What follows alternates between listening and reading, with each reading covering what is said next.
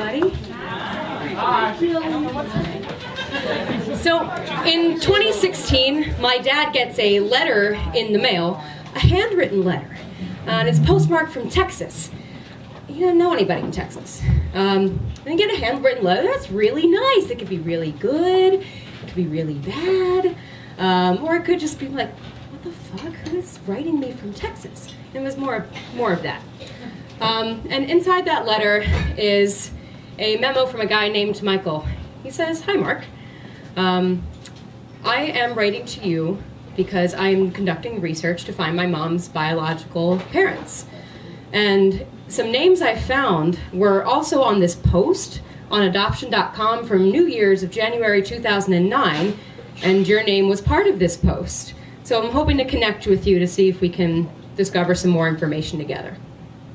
My dad was adopted at the age of 3 in 1952 from an orphanage in Philadelphia to a very stoic and stalwart Catholic physicist and a multilingual school teacher.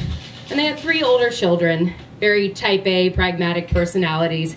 He did not fit in with them at all. Isn't that a happy adoption story? Yeah. So he was very creative type, very type B. He didn't really get along with them that much, and it was hard to really find his sense of identity in a family that didn't know him at all.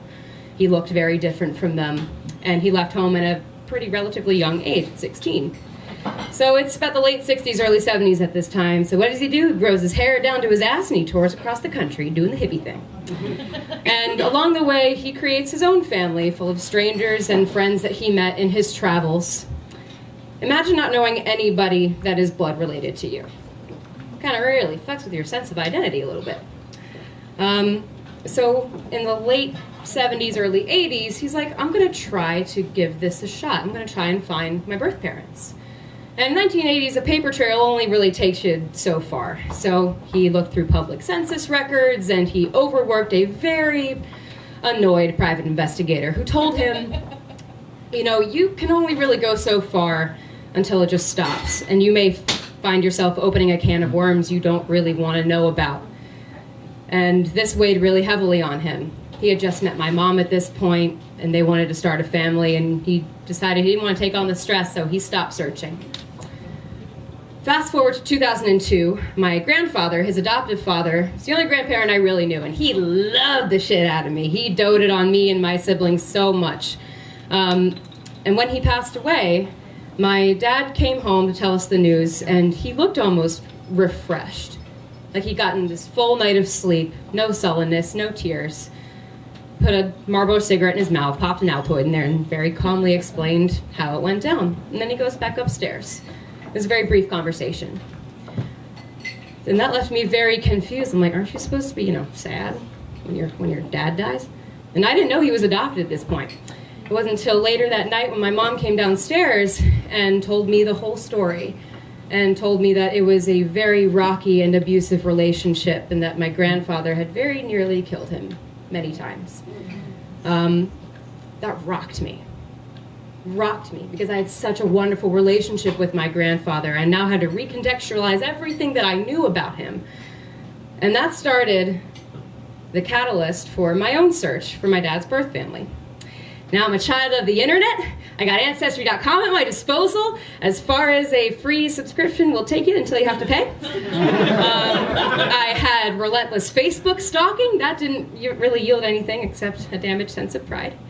And that also stopped after a few months. I found the same sort of census records he did, birth certificates, marriage certificates. They all led to these tangentially related names to my dad's birth father somewhere out in Steeltown, Pennsylvania. And the trail stopped there. I was getting really, really close. So my last-ditch effort was to make a post on adoption.com on New Year's of 2009 with everything that I had found, including posting probably a bit too much personal information, but hey, I'm 14, it's the internet, nothing bad can happen. And I didn't hear anything after a while, and the trail went dead. 7 years later, we get that letter in the mail citing, hey, I found this post. And since that time, we have now found my dad's half-sister, a full brother that looks just like him except 2 feet taller and a Texas accent, nieces, nephews, cousins, 3 to 4 generations of family members who knew exactly what happened to my dad's parents. They were teenagers, very much in love for maybe a year, and then not so much anymore. A single teenage mom having to make a very tough decision for 2 children that she had. And now my dad's nearly 70. And we just had a family reunion with all of these people. So imagine walking into a room filled with people with your face, with your voice, with your same sense of humor and similar interests. It is surreal. And now he's 70 and has to form new relationships with all of these people.